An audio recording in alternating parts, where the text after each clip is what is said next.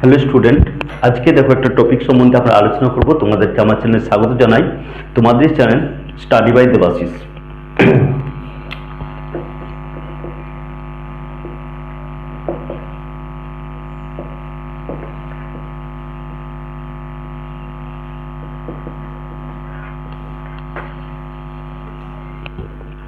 ঠিক আছে, তোমার চ্যানেল তো চলে এসো। আজকে আমরা যে সমস্ত স্টুডেন্টরা যারা মাধ্যমিক এই সবে মাত্র পাস করেছো, রেজাল্ট বেরিয়ে গেছে এবং সেই মুহূর্তে ভর্তিও হয়ে গেছে তোমরা হয়তো অনেক স্কুলে। এবার কি হচ্ছে, তোমরা অনেক সাবজেক্ট রেখেছো, সেখানের মধ্যে যদি কেউ ভূগোল নিয়েছো তো সেই ভূগোলের চ্যাপ্টার সম্পর্কে আমরা আলোচনা করব। ঠিক আছে, তো এবার দেখো, যারা যারা স্কুলের মধ্যে ভূগোল পেয়েছো, দেখতে পাচ্ছ তো বর্তমান পরিস্থিতি, পড়াশোনা স্কুলের উপর যদি আমরা ডিপেন্ড করে বসে থাকি, তাহলে যদি স্কুল শুরু হবে আর সেরকমভাবে পড়াশোনা শুরু করব, তাহলে কিন্তু আমাদের কিন্তু সিলেবাসটা শেষ করে যাবে না। তার জন্য কি হচ্ছে, আমি এই সবেমাত্র জাস্ট আমি সিলেবাস একটা দিচ্ছি, যেটা তোমাদের অফিসিয়াল ওয়েবসাইট থেকে দিয়েছে, সেই মতো করে আমি আজকে তোমার সিলেবাসটা দিচ্ছি। সেই সিলেবাস অনুসারে আমরা কিন্তু পড়াশোনা শুরু করে দেবো। হ্যাঁ, তখন আবার স্কুলে যখন পড়াশোনা শুরু হবে তখন আমাদেরকে এটা রিভিশন হয়ে যাবে, তাহলে খুব ভালো হয়। তো দেখো, এই যে ক্লাস 11-এ যারা ভর্তি হয়েছো, ভূগোল নিয়ে নিয়েছো, তাদের জন্য কি হচ্ছে, প্রথম ক্লাস আজকে ক্লাসের 1-এ যে আমরা শুধুমাত্র কি করব, আমরা ক্লাস 11-এর সিলেবাসটা সম্পর্কে বুঝবো। দেখো, এখন কিন্তু এই নতুন যে সিলেবাসটা হয়েছে, সেই সিলেবাসে কিন্তু আমরা সেমিস্টার সম্বন্ধে শুনতে পাচ্ছি। এই যে সেমিস্টার, এটা কোনো কিছুই না, জাস্ট তোমাদের কি আমরা যে আগে যে দাদা দিদিরা পড়তো সেরকমভাবেই কিন্তু এটা পার্ট পার্ট করে ভাগ করে দিয়েছে। যেমন ধরো ক্লাস 11 এবং ক্লাস 12, এই ক্লাস 11 চ্যাপ্টারটাকে তোমার কি ভাগ করেছে, দুটো ভাগে ভাগ করেছে। ক্লাস 11-এর তোমার যে একদম বছর, সারা বছরে একবার পরীক্ষা যেটা হতো, তার জন্য কি করেছে, এটাকে দুটো ভাগে ভাগ করেছে, সেমিস্টার 1, সেমিস্টার 2। এই যে সেমিস্টার 1 ক্লাস 11-এ তুমি দুটো সেমিস্টার পাবে, ফার্স্ট সেমিস্টার, সেকেন্ড সেমিস্টার, আর ক্লাস 12-এ third semester and fourth semester. তাহলে কি হচ্ছে, তাহলে ক্লাস 11-এ তুমি পড়ছো, ক্লাস 11-এ তুমি পড়ছো, ক্লাস 11-এ যখন পড়তো তখন তারা কি করতো, একটাই সিলেবাস পড়তো এক বছরে। ক্লাস সিলেবাসে ওয়ান সিলেবাস পড়তো, তারা ওয়ান সিলেবাস পড়তো, বা ওয়ান সেমিস্টারই ছিল, ওয়ান অ্যানুয়াল এক্সাম ছিল, সেটা কি হতো, অ্যানুয়াল এক্সাম বলতো। এবার কি হচ্ছে, এখানে কি হলো, এই ক্লাস 11-এ অ্যানুয়াল এক্সামের জন্য বছরের যে চ্যাপ্টারটা শেষ করার কথা, সেটা কিন্তু দুটো ভাগে ভাগ করে দিল। একটা কি হলো, একটা হচ্ছে সেমিস্টার 1 পড়লো, সেম 1 করলো, আর হচ্ছে সেম 2 করলো। তাহলে এটা কি, তোমাদের কি ডিফারেন্স পাচ্ছ, কোনো কষ্ট মনে হচ্ছে? ক্লাস 11-এ সেই ওয়ান সিলেবাস পড়ছিল, কিন্তু এটা কিন্তু দু ভাগে ভাগ করলো। তাহলে কি হলো, এখানে যে এক বছর ধরে তুমি পড়াশুনো করে পরীক্ষা দিতে, তাহলে তোমার কি হতো, একদম এক বছর ধরে পড়াশুনো না করলে, তুমি মাঝে পড়াশুনো করলে ভালো রেজাল্ট হয়ে গেল, কিন্তু এখানে তোমাকে পড়াশোনাটা কিন্তু কন্টিনিউ চালাতে হবে। এখানে যদি কন্টিনিউ না করো, তাহলে এই সেমিস্টারে তোমার রেজাল্ট ভালো হবে না, এইটাও এই সেমিস্টার রেজাল্ট ভালো হবে না। ঠিক আছে, এখানে কিন্তু একটাই ছিল, এখানে কিন্তু দুটো ভাগে ভাগ করে দিল। তাতে কি হলো, তোমাদের পড়াশোনার গতি থাকলো। এবার কি হলো, এটাও ঠিক, এটাও ঠিক। তাহলে এটা হলো দুটো সেমিস্টার হয়ে গেল। আবার ক্লাস 12-এ যখন উঠবে, তখন আবার সেম থার্ড পড়বে, ঠিক আছে, আবার এখানে পড়বে সেম ফোর্থ পড়বে।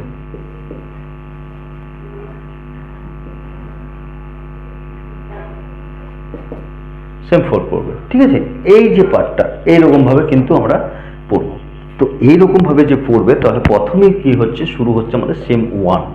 তো আজকে আমি এই সিলেবাসের এই সেম 1 সম্পর্কে আলোচনা করব, যেহেতু আমরা এটাকে আমাদের এই স্কুল শুরু হবে তখন কিন্তু এটার উপরে আমরা পড়াশুনো স্কুলে শুরু করবে, আর আমরা এটা পড়াশুনো শুরু করব।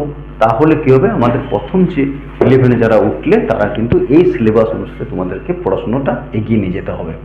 ঠিক আছে, তাহলে চলো আজকে আমরা এই যে সেম 1 এই সিলেবাসটা সম্পর্কে আমরা দেখে নিই, বা স্কুল শুরু হলে তোমরা কোন সিলেবাসটা তোমরা পড়বে। ঠিক আছে, দেখো,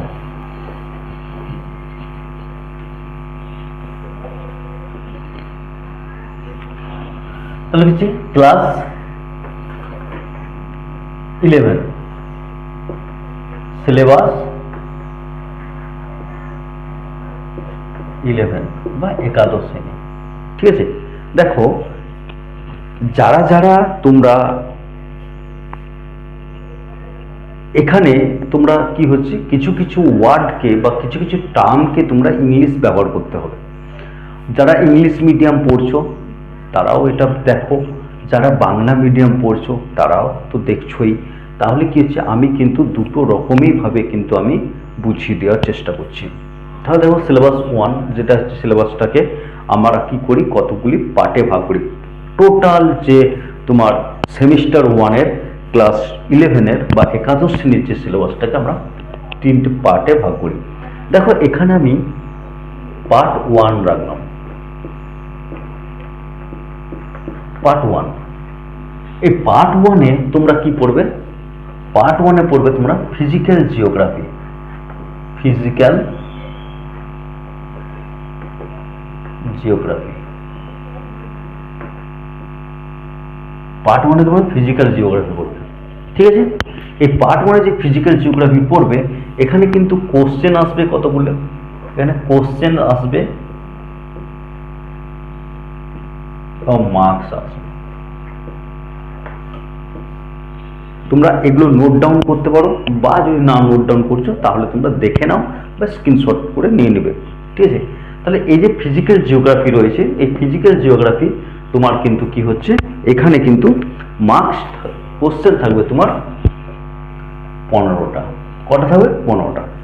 মার্কস থাকবে কিন্তু 1 × 15 সমান হচ্ছে 15 মার্কস। ঠিক আছে, তাহলে এই যে ফিজিক্যাল জিওগ্রাফি অর্থাৎ কি, এটা প্রাকৃতিক ভূগোল।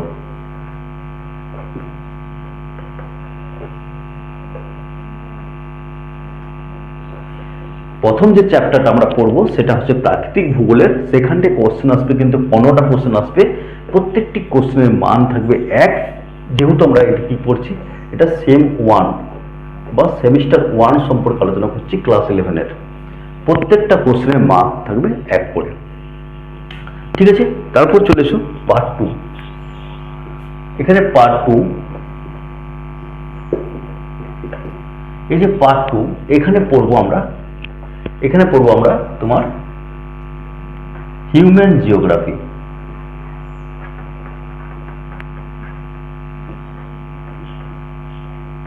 হিউম্যান জিওগ্রাফি, এই হিউম্যান জিওগ্রাফি অর্থাৎ কি, মানবীয় ভূগোল। এই যে মানবীয় হিউম্যান জিওগ্রাফি, এটা হচ্ছে কি আমরা মানবীয় ভূগোল। ভূগোল এখানেও কিন্তু মানবীয় ভূগোল যেটা হবে, সেখানেও কিন্তু আমার এখানে 12টা কোশ্চেন আসবে। কটা? 12টা। এখানেও কোশ্চেনের মার্কস থাকবে 1 করে, 12। ঠিক আছে, থার্ড যে চ্যাপ্টার, তাহলে কি বুঝলাম, এখানে মানবীয় ভূগোল সম্বন্ধে আমরা পড়বো। সেখানে কিন্তু আমার হচ্ছে কি 12টা কোশ্চেন আসবে, প্রত্যেকটি কোশ্চেনের মান থাকবে 1 করে। এমসিকিউ যেহেতু, তার জন্য কি হচ্ছে এখানে 12 নম্বর কোশ্চেন। তারপর হচ্ছে কি থার্ড, এই যে থার্ড পার্ট অর্থাৎ কি পার্ট 3, এই যে 3 পার্ট, এই পার্টটাতে পড়বো আমরা জিওগ্রাফি অফ ইন্ডিয়া।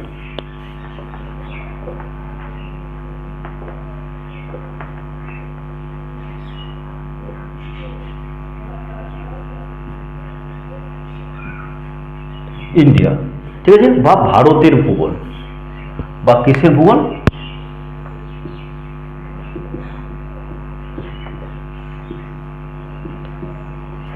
ভারতের ভূগোল। ঠিক আছে, এই পার্টটা তোমার আসবে কিন্তু এখানে আসবে 8টা কোশ্চেন, এখানে 1 × 8। ঠিক আছে, এইটা হচ্ছে তোমাদের কিন্তু সিলেবাস।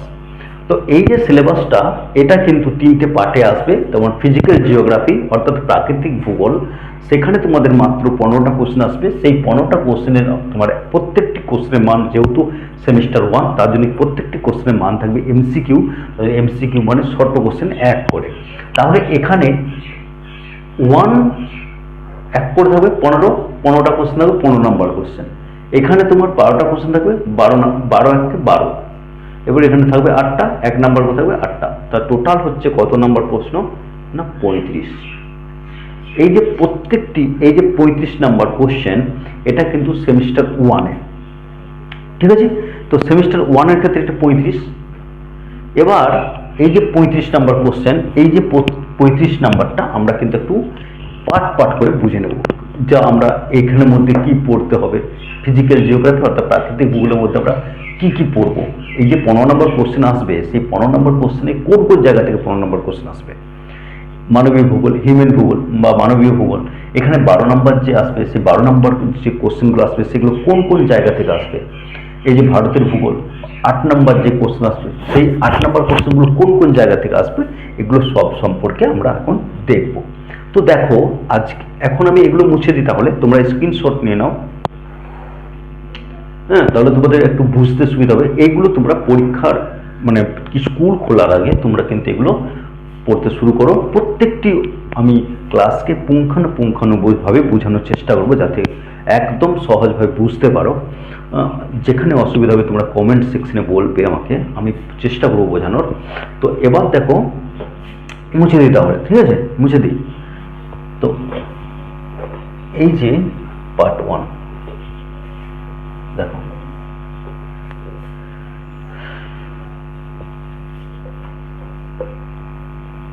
তোমরা গুগলে যেহেতু সবাই মোবাইল ঘাঁটছো, এখন মোবাইল তো তোমরা মাধ্যমিক পাস করার পরে তো পাবে নিশ্চয়ই, পশ্চিমবঙ্গ সরকার দিচ্ছে তোমাদেরকে মোবাইল। তো এবার কি যে তোমরা গুগলে যে লিখবে যে আমরা ক্লাস 11-এর সিলেবাস, তো সিলেবাস যখন তোমরা লিখবে দেখবে ওখানের মধ্যে তোমার অপশন পাবে, সেই অপশনগুলোর মধ্যে থেকে এরকম একটা পিডিএফ আকারে এরকম সিলেবাস তোমরা পেয়ে যাবে। সেই সিলেবাসটা তোমরা পিডিএফ আকারে সেভ করে নেবে বা ডাউনলোড করে নেবে ফোনে, তারপর সেটা কোনো একটা কম্পিউটার সেন্টারে গিয়ে সেটা প্রিন্ট আউট করে নিতে পারো। তোমরা বোথ সাইড প্রিন্ট করবে, তাতে তোমাদের ভালো হয়। তাতে এই যে বোথ সাইড বলতে তোমরা এইখানে একটা এদিকে একটা এরকমভাবে বোথ সাইড প্রিন্ট করবে, তাহলে তোমাদের কি হবে, একটু টাকাটা কম লাগবে। তো এবার দেখো, তো এই যে ব্যাপারটা এখানে দেখো আমরা প্রাকৃতিক ভূগোল সম্পর্কে আমরা আলোচনা করব।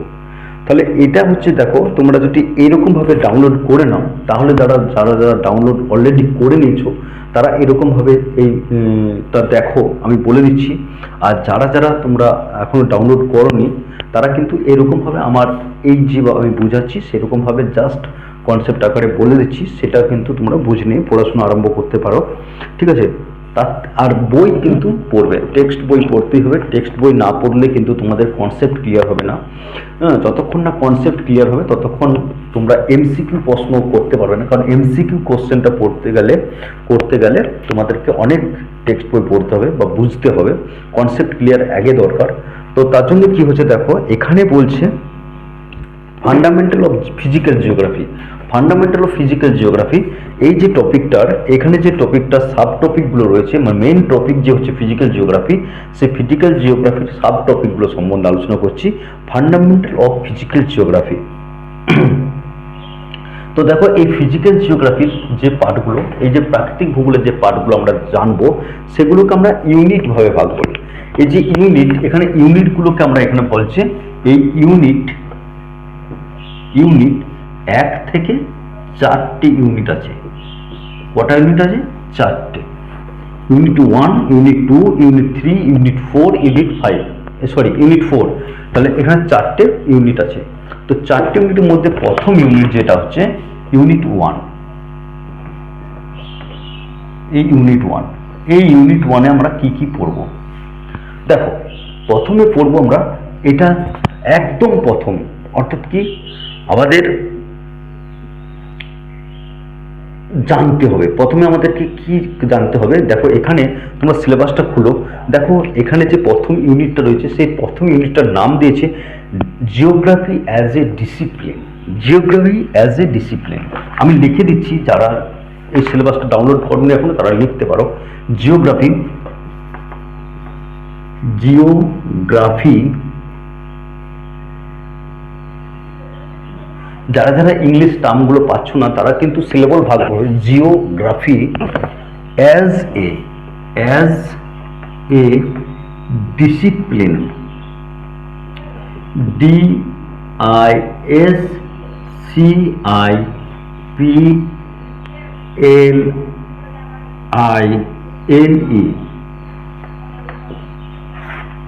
এই ইউনিট 1-এর এই যে ইউনিটটার নাম হচ্ছে জিওগ্রাফি অ্যাজ এ ডিসিপ্লিন, অর্থাৎ কি শাস্ত্ররূপে ভূগোল, অর্থাৎ কি শাস্ত্ররূপে ভূগোল।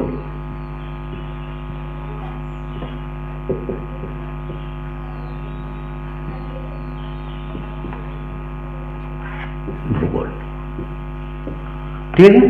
জিওগ্রাফি অ্যাজ এ ডিসিপ্লিন, অর্থাৎ কি শাস্ত্র রূপে ভূগোল। এবার এখানে এই যে ইউনিট 1, এখানে আমরা পড়ব কি শাস্ত্ররূপে ভূগোলের মধ্যে পড়ব প্রথম হচ্ছে ডেফিনেশন, অর্থাৎ কি এখানে আমরা পড়ব ডেফিনেশন।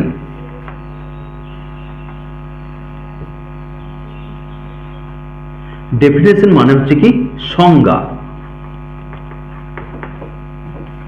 তাহলে আমরা কি পড়ছি না জিওগ্রাফি শাস্ত্ররূপে ভূগোল, অর্থাৎ ভূগোলটা যে বিষয় সেই বিষয় হিসাবে কতটা পুঙ্খানুপুঙ্খভাবে জানবো এবং কতটা গুরুত্বপূর্ণ সেগুলো সম্পর্কে আমরা এই জায়গার মধ্যে আলোচনা করছি। একটি যে সংজ্ঞা, অর্থাৎ ভূগোল কি, জিওগ্রাফি প্রথম কে ব্যবহার করে, জিওগ্রাফি প্রথম কোথায় শুরু হয়, জিওগ্রাফি ভারতবর্ষের কোথায় প্রথম এলো, জিওগ্রাফি কোথায় কত সালে এই জিওগ্রাফি ওয়ার্ডটা ব্যবহার করে, কে ব্যবহার করে, এগুলো সম্বন্ধে কিন্তু আমরা এইখানে জানবো সংজ্ঞা। তারপর হচ্ছে নেচার, অর্থাৎ কি এখানে হচ্ছে কি নেচার। নেচার অর্থাৎ কি এটা হচ্ছে কি নেচার হচ্ছে প্রকৃতি। প্রকৃতি এই যে নেচার অর্থাৎ কি ভূগোলের যে প্রকৃতিটা কেমন, ভূগোলটা কেমন, ভূগোলটা কি, এই যে দেখো বলে যে ওর নেচারটা ভালো বা নেচারটা খারাপ, এই যে প্রকৃতি ওর যে বৈশিষ্ট্য, ওর যে সব কিছু, এই যে জিনিসগুলো সম্পর্কে আমরা এখানে জানবো। ভূগোলটার বৈশিষ্ট্য কি, ভূগোলটার সংজ্ঞা কি, তারপর চলে এসো classification of geography, nature and classification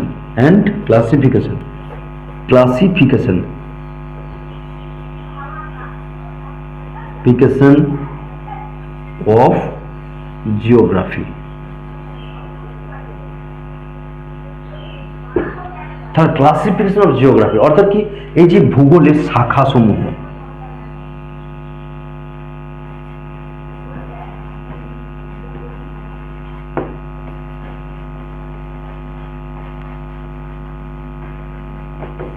এটি classification of geography, branches of geography যা বলে, তাহলে এখানে হচ্ছে কি ভূগোলের ভাগ করছে ক্লাসিফিকেশন করছে তার শাখা সমূহ, ঠিক আছে। তারপর নেক্সট যে রয়েছে সেটা হচ্ছে scope and content of physical geography. তাহলে এই যে তারপর হচ্ছে কি scope and content of physical geography,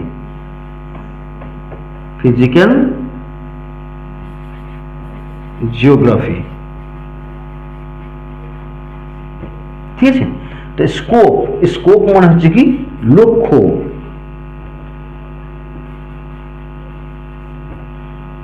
content মানে উপাদান,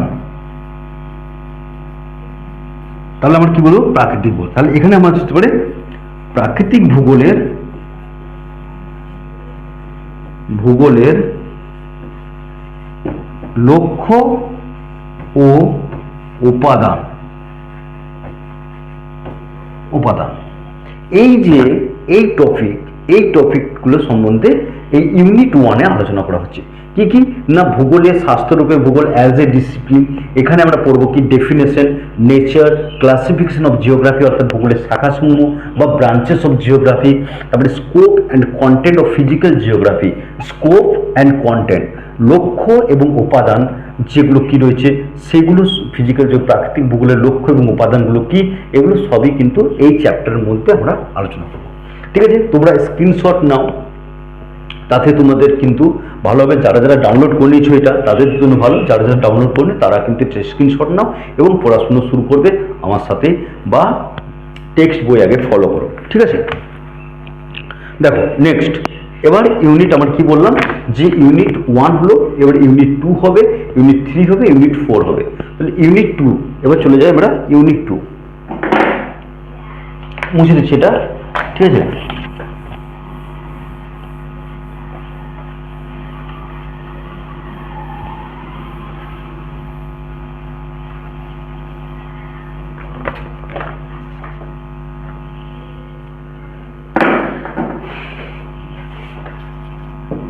ইউনিট 2, এই ইউনিট 2 আমরা আলোচনা করব আজকে দেখো ইউনিট 2 আমাদের কি আলোচনা করেছে, যারা এটা আছে তারা দেখো প্রথমে ইউনিট 2টাকে আবার দুটো ভাগে ভাগ করেছে। এখানে ভাগ করেছে কি, একটা হচ্ছে অরিজিন অফ আর্থ, অরিজিন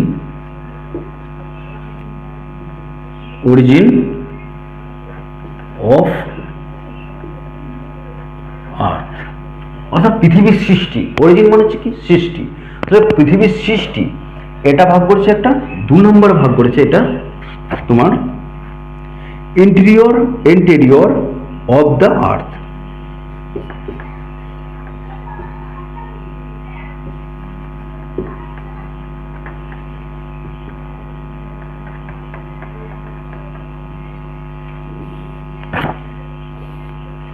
ঠিক আছে, তাহলে ইউনিট 2, এই যে ইউনিট 2, এই ইউনিট 2 এর মধ্যে আমরা পড়বো কি, যে অরিজিন অফ দ্য আর্থ আর ইন্টেরিয়র অফ দ্য আর্থ।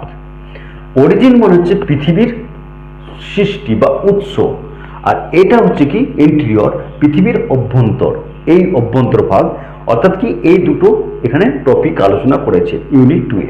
তাহলে এই যে অরিজিন অফ আর্থ, এখানে ওই অরিজিন অফ আর্থ মানে পৃথিবীর যে সৃষ্টি, এটাকে কিন্তু দুটো ভাগে ভাগ করেছে। যেমন দুটো রকম তত্ত্ব, কেউ মডার্ন থিওরি দিয়েছে মানে আধুনিক তত্ত্ব, আর কেউ অনেক আগের পুরাতন তত্ত্ব বা ক্লাসিক্যাল থিওরি। এইরকম ভাবে কিন্তু ক্লাসিক্যাল থিওরি মানে কি, কোনো একজন তথ্য দিচ্ছে, সেই তথ্যটাকে আবার ভালোভাবে পুনরাবৃত্তি বা ভালোভাবে আরো রিসার্চ করার পরে যে তথ্যগুলো দিচ্ছে, সেই তথ্য অনুসারে এই থিওরিগুলিকে দুটো ভাগে ভাগ করেছে। একটা হচ্ছে কি, দেখো এখানে দিয়ে দিয়েছে, একটা হচ্ছে ক্লাসিক্যাল থিওরিজ, এক হচ্ছে কি ক্লাসিক্যাল থিওরি।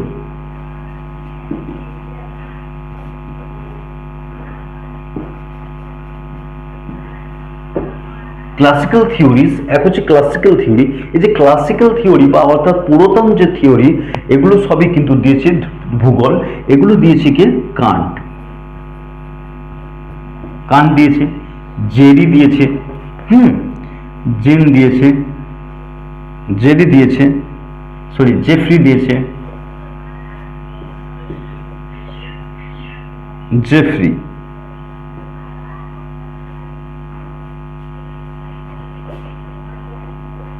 REY, এগুলো সব বিদেশি নাম তো। তাহলে এই কান্ট এবং জেফ্রি, এই যে থিওরি, এরা কি থিওরি দিয়েছে, ক্লাসিক্যাল থিওরি। অর্থাৎ কি, এরা দিয়েছে ক্লাসিক্যাল থিওরি, আর এখানে দিয়েছে মডার্ন থিওরি।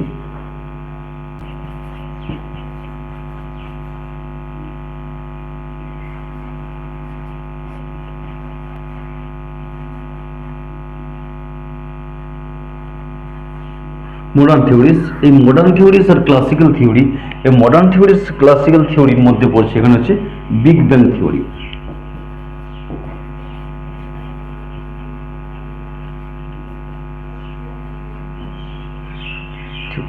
এই যে বিগ ব্যাং থিওরি, এই সম্বন্ধে এটা কিন্তু অরিজিন অফ আর্থ, এখানে পৃথিবীর উৎস সম্পর্কে এখানে আমরা জানতে পারবো এই চ্যাপ্টার, এই যে ইউনিট 2 এর ইউনিট 1 এর পাঠে। তারপর হচ্ছে কি ইন্টেরিয়র অফ দ্য আর্থ। এখানে আমরা জানবো যে sources of information regarding the earth interior. তার মানে হচ্ছে কি, এই যে আর্থ ইন্টেরিয়র সম্বন্ধে যে কোথা থেকে কিভাবে সোর্সগুলো কি কি কারণের জন্য আমরা পৃথিবীর অভ্যন্তর ভাগটা বুঝতে পারলাম, সেটা সম্পর্কে এখানে আলোচনা করা হবে। তাহলে সোর্সেস অফ ইনফরমেশন, দেখো sources, SUR, sources of information, sources of information regarding the earth interior,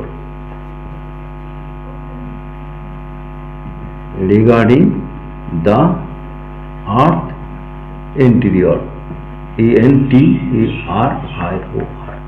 interior। এখানে রিগার্ডিং দ্য আর্থ ইন্টেরিয়র, এখানে sources of information regarding the earth interior মানে পৃথিবীর অভ্যন্তর ভাগটা কিভাবে বুঝতে পেরেছি, সেই সমস্ত সোর্সগুলো বা উৎসগুলো সম্বন্ধে এখানে আলোচনা করা হয়েছে। তারপর হচ্ছে কি, দেখো তারপর যে ভাগ করেছে সেটা হচ্ছে application of seismology, application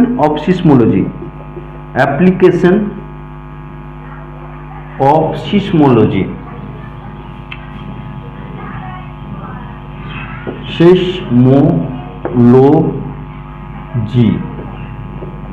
application of seismology for analyzing earth interior. For analyzing ANALYZING,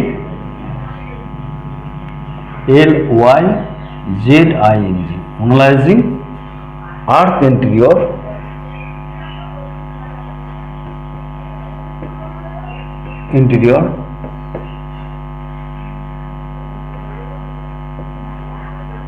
earth interiors, ঠিক আছে। তারপর হচ্ছে লেয়ারিং অফ আর্থ, এটা হলো। তারপর হচ্ছে কি লেয়ারিং অফ আর্থ,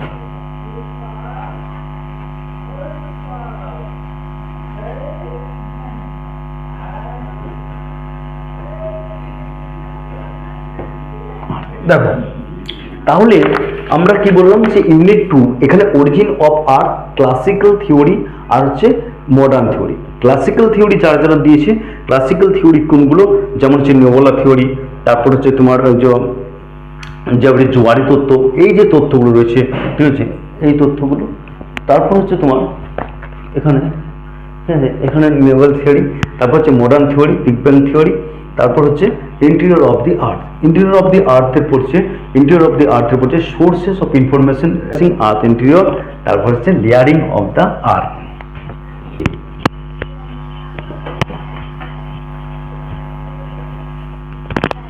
তাহলে আমরা এটা স্ক্রিনশট নিয়ে নিচ্ছ।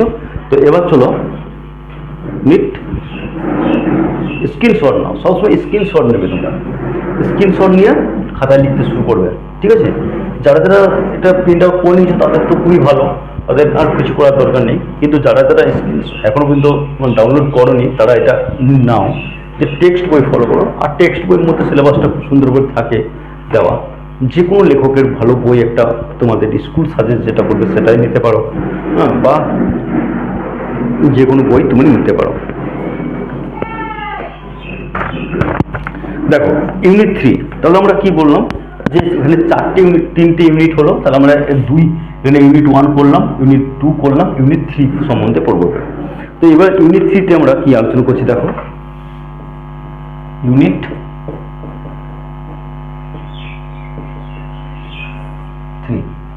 এইখানে সাধারণত জিওমরফিক প্রসেস, এখানে আলোচনা করা হচ্ছে কি geomorphic, MORPHIC, morphic, geomorphic processes, PROCESSES, geomorphic process অর্থাৎ কি ভূগাঠনিক যে প্রক্রিয়া, এই যে জিওমরফিক অর্থাৎ ভূগাঠনিক প্রক্রিয়া, প্রসেসেস মানে প্রক্রিয়া। তাহলে এই যে জিওমরফিক অর্থাৎ কি যে ভূমিরূপ গঠন করার জন্য যে সমস্ত প্রক্রিয়া, সেই প্রক্রিয়াগুলোর সম্বন্ধে এই ইউনিটের মধ্যে আলোচনা করতে হবে, আমাদের পড়তে হবে। আমাদের কি কি পড়বে তোমরা দেখো।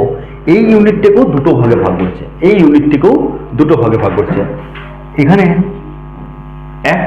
আমরা পড়েছি, দেখবে ভূগাঠনিক শক্তি আমরা পড়েছি, দশম শ্রেণীতে পড়েছি আমরা, যেটা হচ্ছে তোমার অন্তর্জাত প্রক্রিয়া, বহির্জাত প্রক্রিয়া 9-এ পড়েছি। এইরকমভাবে কিন্তু আমরা যেগুলো পড়েছি সেইগুলোকেই তোমার পার্ট পার্ট করে আলোচনা করা হবে। দেখো এখানে তোমার ইউনিট যে 1-এর মধ্যে পড়বো আমরা, প্রথমে ভাগ করছে আমাদেরকে, এখানে আমি এ ভাবে দিলাম, এখানে হচ্ছে কি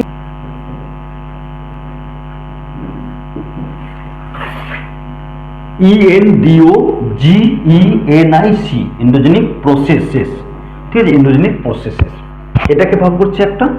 আর হচ্ছে কি এটা ভাগ করছে এক্সোজেনিক প্রসেস, অর্থাৎ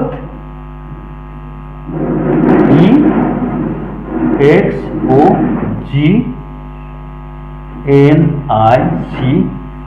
processes, PROCESSES processes. Endogenetic process এটা মানে হচ্ছে ভূ অভ্যন্তরীণ প্রক্রিয়া, মানে পৃথিবীর ভূ অভ্যন্তর অর্থাৎ নিচে হয়, পৃথিবীর অন্তর্মহলে হয়। এক্সোজেনিক প্রসেস অর্থাৎ কি পৃথিবীর বাইরে হয়। তো এখানে কি করবে দেখো, এন্ডোজেনিক প্রসেস, এই যে প্রসেসটা এখানে আমরা পড়ব ডেফিনেশন।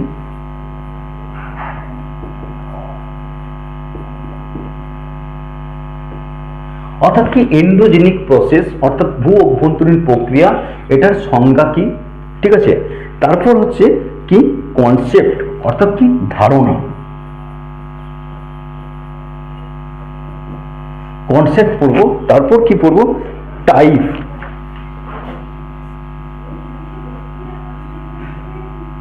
টাইপ, ঠিক আছে। তাহলে এন্ডোজেনিক প্রসেস এর সংজ্ঞা, কনসেপ্ট এবং টাইপ। তাহলে এইরকম ভাবে দেখো বলছি, যেমন হচ্ছে ভলকেনসিটি। ভলকেনসিটি মানে হচ্ছে, তাহলে আমরা এখানে কি পড়লাম, এন্ডোজেনেটিক্স অর্থাৎ অভ্যন্তরণ, যে ভূ অভ্যন্তরণ বা অন্তর্জাত প্রক্রিয়ার, অন্তর্জাত প্রক্রিয়া কাকে বলে, অন্তর্জাত প্রক্রিয়া কি, অন্তর্জাত প্রক্রিয়া কিভাবে সৃষ্টি হয়, অন্তর্জাত প্রক্রিয়া কিভাবে কাজ করে, অন্তর্জাত প্রক্রিয়াগুলি কি কি, এরকম ভাবে কিন্তু এগুলো টাইপ, কনসেপ্ট এবং ডেফিনেশন এগুলো সম্বন্ধে এখানে আলোচনা করা হয়েছে। তারপর চলে এসো এখানের মধ্যে সিটি, দেখো ভলকেনিসিটি, ভলকেনিসিটি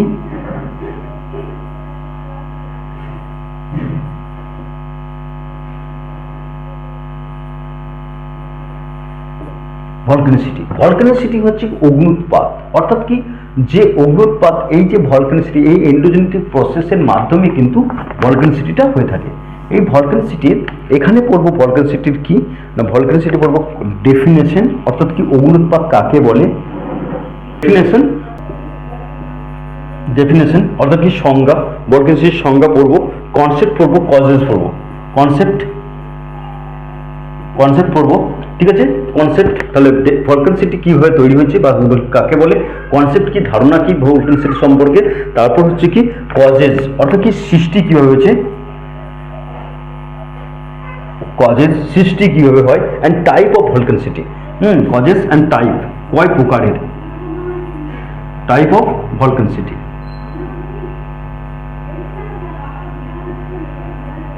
ভলকেনিসিটি, ঠিক আছে। তাহলে এই যে চ্যাপ্টার মধ্যে এখানে কিন্তু আমরা পড়ছি এন্ডোজেনিক প্রসেসের মধ্যে ভলকেনিসিটি সম্বন্ধে পড়বো, বেশি আলোচনা করবো।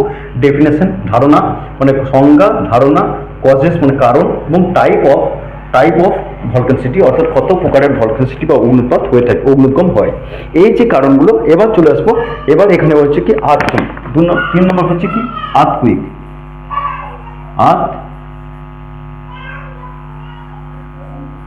আর্থকুইক। এই যে আর্থকুইক, এখানেও কিন্তু আর্থকুইক সম্পর্কে আমরা আলোচনা করব, ভূমিকম্প কনসেপ্ট সম্বন্ধে বুঝবো, ধারণা সম্বন্ধে কনসেপ্ট, তারপর হচ্ছে তোমার কি সিইপিটি কনসেপ্ট সম্বন্ধে বলবো। ডেফিনেশন অফ ভূমিকম্প কাকে বলে, ডেফিনেশন, ডেফিনেশন, কনসেপ্ট, ডেফিনেশন, তারপর হচ্ছে কি concept, definition, causes, CAUSES, causes, consequence, কনসিকুয়েন্সমেন্ট, এবার কি হচ্ছে মেজারিং, মেজারিং ইনস্ট্রুমেন্ট, ইনস্ট্রুমেন্ট, তারপর হচ্ছে কি global zone of earthquake,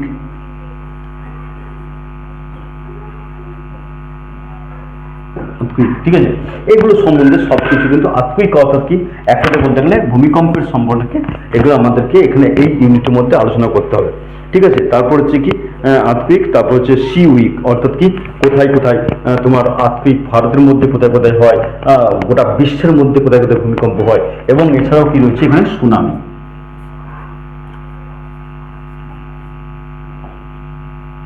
NAMI tsunami, এই যে সুনামি সম্পর্কেও এখানে কিন্তু আলোচনা করা হবে। তাহলে এই যে টপিকটা অর্থাৎ কি এন্ডোজেনিক প্রসেস, এই চ্যাপ্টারগুলো অর্থাৎ এই বিষয়গুলো সম্পর্কে আমাদেরকে জানতে হবে। তারপর এক্সোজেনিক প্রসেস, এখানে কিন্তু তোমার এখানে কিন্তু সেরকম কিছু দেওয়া নেই, এটা ক্লাস 12-এর মধ্যে ভালো দেওয়া আছে, আমাদেরকে বেশি জানতে হবে। এখানে সম্বন্ধে হচ্ছে ডেফিনেশন জানতে হবে, প্রথমে ডেফিনেশন জানতে হবে, কনসেপ্ট জানতে হবে, কনসেপ্ট অ্যাকচুয়াল কনসেপ্টটা কি, তারপর হচ্ছে কি, তারপর হচ্ছে তোমার এখানে হচ্ছে কি ডেফিনেশন, কনসেপ্ট এবং টাইপ, মেবি টাইপস, ঠিক আছে। এইগুলো সম্পর্কে আমাদেরকে এই চ্যাপ্টার মধ্যে জানতে হবে। তার ডেফিনেশন অর্থাৎ কি, দেখো এই এন্ডোজেনিক প্রসেসের মধ্যে আমরা জানবো ডেফিনেশন সংজ্ঞা, ধারণা এবং প্রকারভেদ। তারপরে এখানে যে প্রকার মেন যে এনডোজেনিক প্রসেসগুলি সম্পর্কে আলোচনা করেছে সেগুলো হচ্ছে ভলকানিক অগ্নুৎপাত, অগ্নুদ্গম যেটা অগ্নুদ্গম, তারপর হচ্ছে কি আর্থকুইক বা ভূমিকম্প, আর হচ্ছে কি তোমার সুনামি। তাহলে এখানে যে আর্থকুইক হচ্ছে তার কনসেপ্ট অর্থাৎ ধারণা, আর্থকুইক কাকে বলে, তার কজেস কি করে, কনসিকুয়েন্স তার তরঙ্গগুলো, তার মেজারমেন্ট অফ ইনস্ট্রুমেন্ট অর্থাৎ কীভাবে আর্থকুইকটা মাপা হয়, এবং আর্থকুইককে মাপতে গেলে তারপর আর্থকুইকের যেগুলো টাইপ, আর্থকুইকগুলো যেগুলো তোমার হচ্ছে যেগুলো হচ্ছে টাইপগুলো হচ্ছে যেমন এল তরঙ্গ, এস তরঙ্গ, পি তরঙ্গ, এইগুলো। তারপর হচ্ছে তোমার ভারতের কোথায় কোথায় বেশি আর্থকুইক হয়ে থাকে, ভারতের আর্থকুইকের জোনগুলো কোথায়, বিশ্বের আর্থকুইকের জোনগুলো কোথায়, এই যেগুলি সম্পর্কে এখানে আলোচনা করা হবে। তারপর সুনামি কোথায় হয়, সুনামি সমুদ্রে কত সালে সুনামি বেশি হয়েছিল, এগুলো সম্বন্ধে সবই কিন্তু এই এন্ডোজেনেটিক প্রসেস অর্থাৎ জিওমরফিক প্রসেস ইউনিটের মধ্যে, থার্ড ইউনিটের মধ্যে এগুলো আমাদেরকে পড়তে হবে। আর এক্সোজেনেটিক অর্থাৎ বহির্জাত প্রক্রিয়া সম্বন্ধে সেরকম কিছু এখানে আলোচনা নেই, যেহেতু 12-এ আলোচনা করা হয়েছে ভালোভাবে, ঠিক আছে। সেরকমভাবে কি হচ্ছে এখানে ডেফিনেশন সম্পর্কে, অর্থাৎ এক্সোজেনিক প্রসেস কাকে বলে, অর্থাৎ বহির্জাত প্রক্রিয়া কাকে বলে, বহির্জাত প্রক্রিয়া কীভাবে সৃষ্টি হয়, বহির্জাত প্রক্রিয়া উদাহরণগুলো কী কী, এগুলো কত প্রকারের বহির্জাত প্রক্রিয়া লক্ষ্য করে যায়, এইগুলো সম্পর্কে জাস্ট একটুকু মানে পূর্বপাঠ, অর্থাৎ কি এটা যেমন 11-এ তুমি পড়ছো যেহেতু, তাদের এইটা পূর্বপাঠ, অর্থাৎ কি 12-এ তুমি পড়বে, তার জন্য এইগুলো সম্বন্ধে জাস্ট অল্প অল্প ডিসকাস করা হবে। তো এই যে জায়গাটা এখানটা তুমি স্ক্রিনশট নিতে পারো, বা যারা যারা এখন স্ক্রিনশট করে নাও। আর তারপর যে আমরা ইউনিট 4-এ যাবো, ঠিক আছে। ইউনিট 4 মানে এখানে যেহেতু 4টি ইউনিটের কথাই বলা হয়েছে এখানে সেমিস্টার 1-এ, ঠিক আছে। এখন থেকে আমি যদি এই চ্যাপ্টারটা আমি শুরু করব, তারপর প্রত্যেকটি কোশ্চেন মানে কেমন হচ্ছে, প্রত্যেকটি টপিককে আমরা সুন্দরভাবে বুঝবো, তারপর সেই টপিক সম্বন্ধে এমসিকিউ আমরা প্র্যাকটিস করবো, এরকমভাবে কিন্তু আমরা এগিয়ে যাব, ঠিক আছে। অতএব যারা যারা এখনো পর্যন্ত চ্যানেলটা সাবস্ক্রাইব করনি তারা করে দাও, এবং শেয়ার সাবস্ক্রাইব করে দাও অলরেডি, ঠিক আছে। বেল আইকন প্রেস করো। তো এবার দেখো এই যে ইউনিট 4 সম্বন্ধে আসো, ঠিক আছে, বুঝেছি ওটা? আচ্ছা, ঠিক আছে। তাহলে ইউনিট 4, এবার ইউনিট 4-এর মধ্যে দেখো কি আলোচনা করবো টপিকটা সম্বন্ধে। এখানে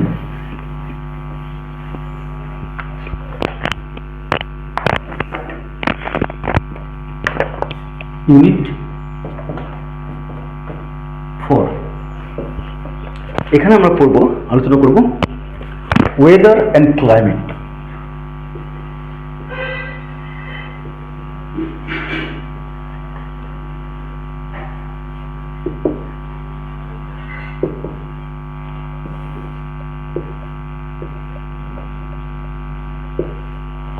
ওয়েদার অ্যান্ড ক্লাইমেট এই চ্যাপ্টারটা দেখো, আমরা কিন্তু ক্লাস 11-এর কোনো আগে যারা সিলেবাসে পড়েছো তারা অ্যাটমসফিয়ার বলে চ্যাপ্টারটা পড়েছো, কিন্তু এখানে শুধুমাত্র অ্যাটমসফিয়ারটা পরিবর্তে এখানে কিন্তু ওয়েদার অ্যান্ড ক্লাইমেট ভাবে লিখেছে, কিন্তু সেইগুলোই পড়বো। দেখো এখানে পড়বো কি ইউনিটের মধ্যে, যারা যারা নোট ডাউন কিন্তু অবশ্যই করো, যারা যারা সিলেবাসটা ডাউনলোড করেনি, বারবার বলছি, ঠিক আছে। ইউনিট 4, তাহলে এখানে দেখো composition and structure of atmosphere, composition মিশ্রণ, ঠিক আছে।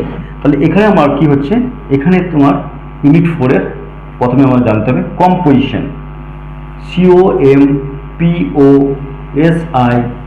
COMPOSITION, কম্পোজিশন অ্যান্ড স্ট্রাকচার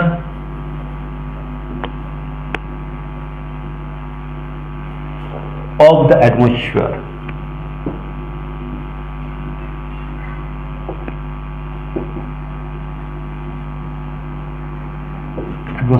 ঠিক আছে।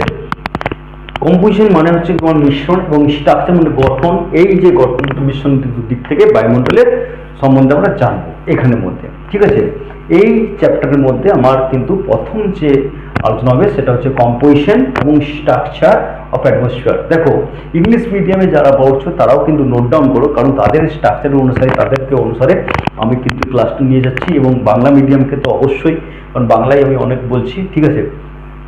তো এবার দেখো এই যে composition of structure of atmosphere এখানে জানবো। তারপর চলে এসো সিলেবাসটা liquid and gas and solid component, অর্থাৎ কি এর যে কম্পোনেন্টস, অর্থাৎ কি কম্পোনেন্ট অফ অ্যাটমসফিয়ার। এখানে তুমি কম্পোনেন্টস অফ অ্যাটমসফিয়ার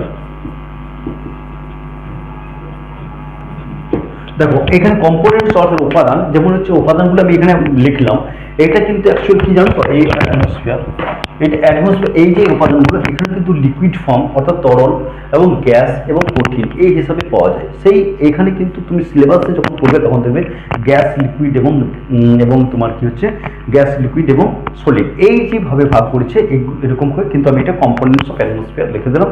তাহলে এখানে এগুলো সম্বন্ধে আলোচনা করবো। তারপর নেক্সট যে রয়েছে লেয়ারিং অফ অ্যাটমসফিয়ার, অর্থাৎ এখানে আমরা জানবো কি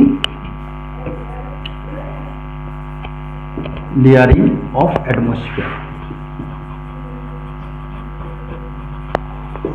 লেয়ারিং অফ অ্যাটমসফিয়ার অর্থাৎ কি, দেখো এখানের মধ্যে কি আমরা জানবো লেয়ারিং অফ অ্যাটমসফিয়ার। তারপর নেক্সট আমরা জানবো সেটা হচ্ছে, দেখো এখানে হচ্ছে কি, এখানে এখানে যে লেয়ারিং অফ অ্যাটমসফিয়ার, এখানে দুটো ভাগে ভাগ করতে হবে। একটা হচ্ছে থার্মাল কম্পোজিশন, থার্মাল কম্পোজিশন মানে হচ্ছে উত্তাপের দিক থেকে, আরেকটা হচ্ছে কেমিক্যাল, অর্থাৎ একটা কেমিক্যাল যেটা রয়েছে, কেমিক্যাল যে সরি এলিমেন্ট, হ্যাঁ এলিমেন্টার, অর্থাৎ কি অর্থাৎ উপাদান অনুসারে এবং তার যে উত্তাপ অনুসারে এই যেভাবে অ্যাটমসফিয়ার যে লেয়ারটা ভাগ করেছে সেগুলো আমরা কিন্তু থার্মোস্ফিয়ার, মেসোস্ফিয়ার, এক্সোস্ফিয়ার এই যেভাবে ভাগ করেছে, ট্রপোস্ফিয়ার, স্ট্র্যাটোস্ফিয়ার, এই ভাগগুলো সম্বন্ধে আমরা কিন্তু এখানে আলোচনা করব, ঠিক আছে। তারপর হচ্ছে কি ইম্পর্টেন্স ওজোনস্ফিয়ার, অর্থাৎ কি ওজোনস্ফিয়ারটার মধ্যে কিন্তু বেশিভাবে ওজোনস্ফিয়ার, অর্থাৎ কি এই ওজোন যে স্তর রয়েছে সেই ওজোন স্তরটার উপর কিন্তু গুরুত্বপূর্ণভাবে আলোচনা করা হবে, ঠিক আছে। এবার ধরো এই দেখবে ওজোন হোল হচ্ছে, এই যে ওজোন যে হোল হচ্ছে, এই ওজোন হোলের কারণ কি, এই ওজোন স্তর বা ওজোনস্ফিয়ারের সম্পর্কে এবং ওজোন যে হোল, ওজনের যে স্তরটা আছে সেই সম্পর্কে এটা কিন্তু বিশদভাবে আলোচনা করা হবে এই টপিকের মধ্যে। ওজোন স্তর বা ওজোনস্ফিয়ার এবং কনসিকুয়েন্স অফ ওজোন ডিপ্লিশন, এই যে ডিপ্লিশনটা, এই যে ওজোন ডিপ্লিশনটা, এখানে কিন্তু ওজোন হোল সৃষ্টির কারণ কি, গ্রিন হাউস, এগুলো সব কিন্তু এই চ্যাপ্টার মধ্যে কিন্তু ঢুকে যাবে। তাহলে এটাই ছিল তোমাদের সিলেবাস, ঠিক আছে। এই যে সিলেবাস এটা হচ্ছে সেমিস্টার 1-এ। তাহলে সিলেবাস যেহেতু সেমিস্টার 1-এ আছে, তো সেমিস্টার আমরা 2 পড়বো, যখন আমরা এটা সম্বন্ধে আলোচনা করবো একটু পরে, ঠিক আছে। তো এটা তোমরা নোট ডাউন করো, আর আমরা ক্লাস শুরু করবো। নেক্সট যে ভিডিও হবে সেটাই অবশ্যই সাবস্ক্রাইব করে দাও, পাশে থাকো, শেয়ার করো। Tata, bye bye.